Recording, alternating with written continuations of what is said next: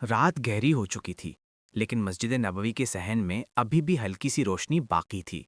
مدینے کی ٹھنڈی ہوا میں وہ سکون چھپا تھا جو صرف اس معاشرے میں محسوس ہوتا تھا جہاں انصاف، رحمت اور برابری کی سانسیں بستی تھیں۔ میں نے دیکھا کہ خلیفۃ المسلمین حضرت عمر عام لوگوں کی طرح بیٹھے ہیں، نہ کوئی تخت، نہ کوئی محافظ، نہ کوئی خاص نشست، صرف عدل کی مضبوط شناخت جو اسلام کا ستون ہے۔ اسلام میں انصاف کوئی فلسفیانہ خیال یہیں بلکہ عملی نظام ہے۔ قرآن کی واضح تعلیم، ان اللہ یامر بالعدل، اللہ حکم دیتا ہے عدل کا، اور رسول اللہ صلی اللہ علیہ وسلم کا فرمان، تم سے پہلے قومیں اس لیے تباہ ہوئیں کہ وہ طاقتوروں کو چھوڑ دیتی تھیں اور کمزوروں پر حد قائم کرتی تھیں۔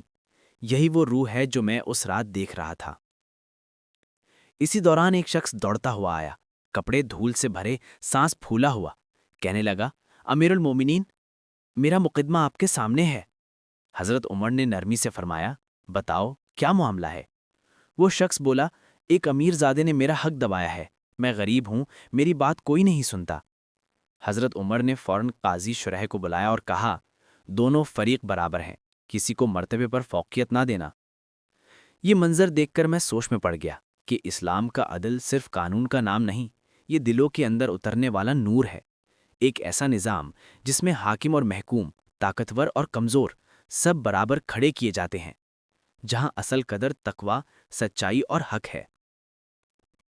عدالت کا وقت آیا تو امیر زادہ بھی پیش ہوا۔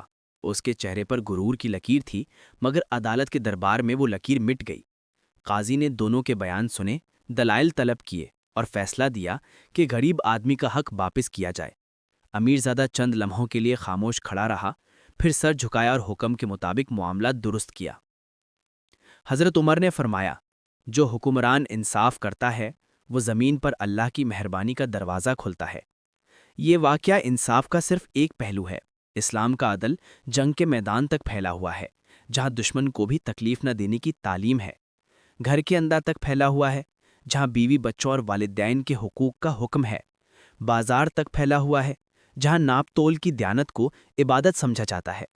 حتیٰ کہ سوچوں تک پھیلا ہوا ہے، جہاں کسی کے بارے میں بدگمانی سے بھی روکا گیا ہے۔ اسلام کا عدل صرف سزا نہیں بلکہ اصلاح ہے، صرف حق دینا نہیں بلکہ مظلوم کا ہاتھ تھامنا ہے، صرف توازن قائم رکھنا نہیں بلکہ معاشرے میں امن اور رحمت بٹھانا ہے۔ رات کے آخری پہر جب مدینے کی گلیاں پرسکون ہو گئیں، میں نے محسوس کیا کہ دنیا کے تمام نظام اگر جمع ہو جائیں تب بھی اسلام کے عدل کی روح جیسی شفافیت، جیسے صفائی، جیسے نور کہیں اور نہیں ملتی۔ اسلام کہتا ہے، جس دن لوگوں کے ساتھ انصاف ہوتا ہے اس دن زمین اللہ کی رحمت سے بھر جاتی ہے، اور میں نے وہ رحمت اس رات مدینے میں بہتے ہوئے دیکھی۔